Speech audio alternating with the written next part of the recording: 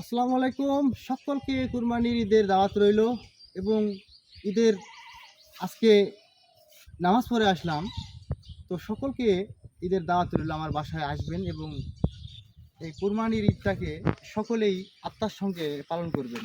কারণ কুরবানির ঈদ মানে হচ্ছে নিজের আত্মাকে প্রশান্তি লাভ করা, নিজের আত্মারকে বিসর্জন দিয়ে সঠিক সুন্দরভাবে একটি বছর যা পার করলাম আমরা সামনের দিকে যেন এগোতে পারি, এই এই প্রত্যাশায় আমরা কুরবানি ঈদটাকে নিজের আত্মার শান্তির তৃপ্তিতে আমাদের একটি বছর পর পর এই ঈদ চলে আসে। তো সকলকে ঈদের দাওয়াত। আর বেশি কিছু বলবো না, যেহেতু অনেক কার্যক্রম বাকি আছে ওদিকে। এই জন্য সকলকে আসসালামু আলাইকুম এবং জলদি জলদি চলে আসবেন। আর ঈদটা সবাই সুন্দরভাবে মনের আত্মার তৃপ্তিতে সবাই ঈদটাকে পরিশুদ্ধ করবেন, যেন আমরা এই মাংস খাওয়ার আশায় না, এক কথায় আমরা পরিত্যক্ত থেকে আত্মতৃপ্তির উদ্দেশ্যে আমরা আসি এই ঈদ পালন করার জন্য। তো সকলকে অপরন্ত ভালোবাসা রইল এবং ঈদের দাওয়াত।